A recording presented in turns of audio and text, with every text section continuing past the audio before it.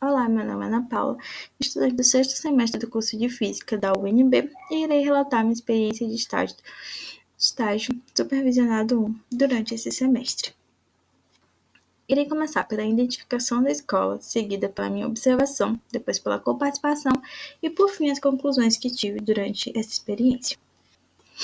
A escola em que realizei o estágio foi o Centro Educacional Filos, também conhecido como Colégio Filos, uma instituição privada localizada em Águas Santas de Goiás, no Goiás, em que o ensino era ofertado desde o maternal até o ensino médio, sendo que o ensino fundamental 2 e o ensino médio tinham aulas desde 7h30 até meio-dia e 50, e o ensino maternal e ensino fundamental 1 ocorria no turno vespertino, de 13h30 até às 17 horas.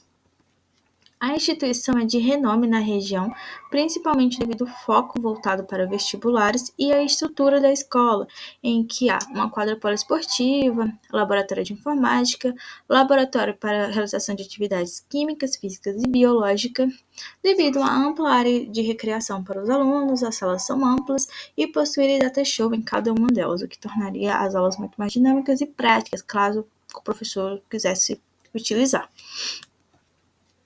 A minha observação foi com o professor Francisco Edson, formado em matemática, mas com especialização na área de física, que atua na escola já durante 2 anos e meio, em que fiquei com as turmas juntamente com ele, primeiro, segundo e terceiro ano do ensino médio, em que na instituição só havia uma turma de cada, sendo que no primeiro ano havia 25 alunos, no segundo ano 28 alunos e no terceiro ano do ensino médio havia apenas 12 alunos. Sendo importante ressaltar que as aulas ocorriam da seguinte maneira: cada turma tinha 3 aulas de física durante a semana, com exceção das terças-feiras, em que era a coordenação pedagógica do professor, então ele não comparecia na escola nesse dia, e que as aulas que ocorriam de física no primeiro ou último horário tinham duração de 50 minutos. Já as aulas que ocorriam entre os horários do terceiro e quinto horário, elas tinham duração de 40 minutos pela política da escola. Durante o meu período de observação, constatei que a visão da escola e do professor é voltada para um ensino mais tradicional, em que o foco justamente é passar no vestibular. Então, é muito aquele quesito de teoria e atividade. Então, tinha uma aula teórica, era escrito no quadro, passada a atividade, em seguida o aluno respondia ou levava para casa e trazia na aula seguinte para correção, e assim era fixado o conteúdo.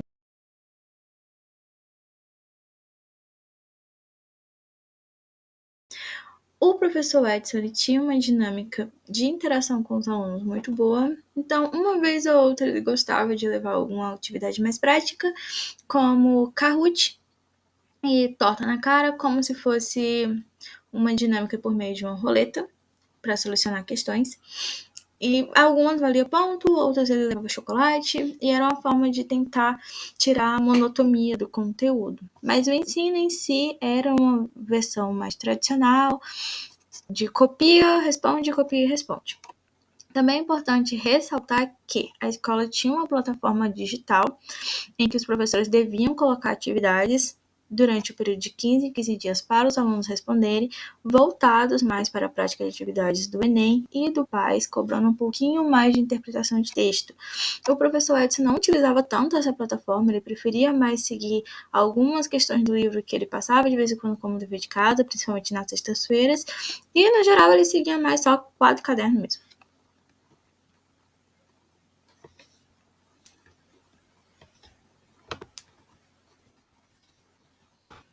A coparticipação. Após o meu período de observação, solicitei ao professor que eu pudesse atuar de alguma forma em algumas das turmas. Ele liberou a turma da terceira série, por eles já estarem mais adiantados no conteúdo, pois já está sendo revisão do que eles iriam. Não gostei. E apesar das aulas serem nessa vertente mais tradicional, o professor Edson gostava de levar alguns jogos para os meninos, principalmente o Kahoot. Ele também utilizava de vez em quando uma outra plataforma que era uma roleta, em que ele adicionava questões e promovia uma torta na cara. Algumas das suas atividades valiam pontos e outras ele acabava validando com um bis ou uma caixa de bombom para incentivar os alunos a participarem.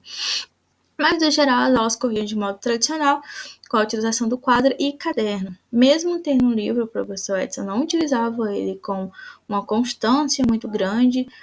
Era solicitado mais nas últimas aulas, então das 3 aulas na semana, na última aula ele acabava solicitando um livro como atividade de casa, e a plataforma em que a escola solicitava que fosse cobradas questões voltadas mais para o Enem e para o PAS, ele não tinha tanto o costume de utilizar, mesmo às vezes seguindo e colocando uma atividade a cada 15 dias na plataforma para ser solucionada pelos alunos. Depois desse período de observação, solicitei uma coparticipação. O professor Edson liberou a turma da terceira série do ensino médio, por ela ser menor, por eles estarem com conteúdo mais adiantado também, então já era um processo de revisão para o PAS e para o Enem, as provas que estavam se aproximando na época. Então eu resolvi abordar o tema com eles, voltado justamente também para um que eles tinham mais dúvidas, que eles tinham relatado uma dúvida maior, não tinham pegado tanto, que foi a associação de resistores. Então, eu trabalhei com eles, tanto o que era resistores, eu levei, apresentei, e também juntamente com a associação em série, mista e paralela. E como foi que eu trabalhei nesses quesitos, né? Como é um assunto que sempre é cobrado, principalmente no Enem, sempre tem questões voltadas para esse assunto, eu quis deixar o ensino mais prático, mais dinâmico para eles. Como eu trabalhei durante 2 semanas em coparticipação, a primeira semana foi voltada para uma aula mais expositiva e teórica, em que eu retomei o conteúdo lá, desde o básicozinho, a parte mais teórica mesmo, e levei para ele alguns resistores, alguns dos aparelhos que tem dentro do chuveiro e tudo mais, para que eles conseguissem visualizar mais ou menos como é que era. Com os resistores também trabalhei a medida de cada um, para eles saberem qual é o valor, a voltagem que tinha ali presente neles e conseguissem identificar também, sempre relacionando com coisas que tem na casa deles, que a gente utiliza no dia a dia, para se tornar um pouco mais prática. No final de cada aula, eu promovia uma roda de conversa com eles, para ver o que eles tinham a acrescentar, se eles tinham alguma dúvida, se tinham curiosidade. E na aula seguinte, eles tinham também que trazer uma gama maior de informações perante a equipe. E com isso, debatíamos e tentávamos aprofundar mais no conteúdo. Como foi realizado durante 2 semanas da minha coparticipação, nas últimas aulas eu comecei a levar para os meninos o Tinkercad, onde a gente ia para a sala de laboratório para testar alguns sistemas de associação em séries e em paralelos, e já estava começando a introduzir para eles a prática do Arduino, onde eu levei em uma das aulas e a gente, em conjunto, ligou uma LED e começamos a ver como seria criar um pequeno semáforo também para eles utilizarem. E assim, na última aula, já com uma forma bem mais prática, com os conteúdos já bem administrados com eles, já tirando bastante dúvidas e tudo mais, eu solicitei que fossem formados trios, como era uma turma muito pequenininha, só tinha 12 alunos, então ficou 4 trios, em que como é que eles iam funcionar. Eles iam ter que, enquanto um trabalhava de fato já diretamente com o Arduino, as outras equipes tinham que trabalhar com o Tinkercad. Então, eles tinham que criar eles mesmos, elaborar e ter alguma ideia. Podia ser semelhante ao que eles já estavam vendo, ou elaborar alguma outra forma de acender as luzes, alternar ou não. Um sistema em série ou uma associação em paralelo. E a gente ia fazendo um rodízio. Depois de um determinado tempo, a pessoa que estava com o Arduino ia para o Tinkercad e um outro trio que estava com o Tinkercad tinha que testar seu experimento no Arduino para ver o funcionamento. Os alunos amaram, eles ficaram completamente eufóricos. Então, assim, eles verem a aplicação, verem as LEDs e juntamente mexer com a parte digital também, que a maioria curte bastante, né? Mas em si, ver o Arduino na prática deixou eles assim completamente em êxtase. O que foi ótimo de observar, ver eles animados com alguma coisa, eles se tornaram muito mais participativos, muito mais abertos comigo, quando também com a aplicação de uma atividade prática. Eles tentavam questionar, alguns abordavam algumas questões, se aquilo tinha relação com determinado conteúdo, se isso aplicava em um quesito da casa, se o sistema de energia elétrica da casa funcionava mais ou menos semelhante, quando criava a rede de circulação de energia. Então, assim, foi muito bom, foi bastante interativo, eles gostaram bastante. O professor Edson também curtiu bastante a introdução do Arduino. Ele nunca tinha trabalhado, eu gostei bastante de trabalhar porque foi algo que eu tinha aprendido aqui na faculdade, né, no primeiro semestre, nas aulas de laboratório. Então, assim, foi muito, muito, muito, muito bom levar além, conseguir introduzir para uma outra realidade, uma realidade de sala de aula e ver que sim, é possível, mesmo tendo apenas um Arduino e tendo que se desdobrar um pouquinho mais para tentar ter uma ordem boa e todo mundo conseguir mexer, todo mundo conseguir trabalhar com ele. Então, assim, foi algo completamente prazeroso, tanto para mim quanto para os alunos, que no final a gente ainda fez uma pequena roda de conversa novamente, viu se tinha alguma dúvida, viu se eles mudaram alguma concepção que eles tinham lá no começo, se alguma coisa foi acrescentada, mais foi aprofundado, mais na visão deles no quesito do conteúdo. Aqueles que às vezes estavam um pouco mais resistentes lá no começo em ver novamente o conteúdo, reprisar de novo, se tornaram mais abertos, participaram mais dessas aulas, então foi muito bom essas aulas que foram um pouco mais práticas, principalmente a última, para eles se abrirem, para eles questionarem um pouquinho, conversarem, e os outros eu apenas percebi uma fixação maior do conteúdo, uma interação ainda maior, assim, por parte, um interesse mais abrangente do que eles estavam vendo. E por fim, na conclusão, é possível, então, assim, concluir como é importante essa interação, essa união entre a prática e a teoria no conteúdo. Quanto isso precisa estar vigente em sala de aula hoje em dia. O quanto é significativo para o aluno ver como é aplicado aquele conteúdo de fato, além desse processo de aprovação, de que eu vou ter que precisar para uma prova ou afins. Então, conseguir unir essa praticidade, não só com levando experimentos para que sejam realizados, mas também como o professor Edson também gosta de trabalhar, levando jogos, promovendo algumas brincadeiras ali que tragam um dinamismo maior para dar uma fluidez.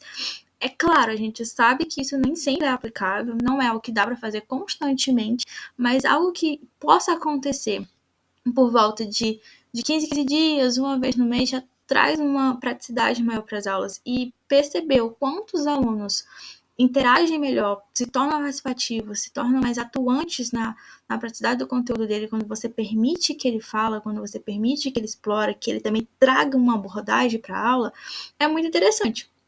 E muito enriquecedor, porque ver o aluno participando, interagindo, igual nas rodas de conversa em que uns traziam um relato sobre casa, sobre alguma rede de chave que tinha desligado quando ligou vários aparelhos ao mesmo tempo, por que isso acontecia, se tinha a ver. Então, ver eles interessados, pesquisando e pelo menos trazendo alguma coisa, tipo assim, isso aqui tem a ver? É relacionado a isso? É muito bom você ver de fato que eles estão absorvendo o conteúdo de uma forma mais prática, não só uma decoreba para uma prova e que daqui a pouco vai ser esquecido. E também, né, como as aulas não é uma gama muito grande, é um pouco período de tempo, um conteúdo muito extenso, não simplesmente esse, né, mas no decorrer do ano letivo, então incentivar que o aluno aprofunde, que ele busque mais também, facilita a vida do professor, porque traz um dinamismo maior. Então, a aula tem uma fluidez muito mais rápida, então dá para abordar mais, dá para aprofundar mais em alguns quesitos, dá para trazer mais abordagens, então isso é muito enriquecedor, muito bom. E o estágio proporcionou isso, eu ter uma constatação maior sobre isso, de manter a minha vertente já de atuação em que eu gosto de levar essa praticidade, de que alternar o conteúdo teórico juntamente com aquela parte que é um pouco mais massiva e é compreensível, e trazer mais esses quesitos de praticidade, seja jogos, seja elaborações de experimentos, seja de baixo custo, seja algo que é um pouquinho mais elaborado e exige um pouquinho mais, mas que no final sempre vale a pena, pelo menos é a minha visão, e aprofundei mais isso durante esse estágio, que acaba sendo muito enriquecedor, e eu espero que os próximos também possibilitem essa autonomia, essa visão assim mais crescente de atuação na área. E obrigada pela atenção.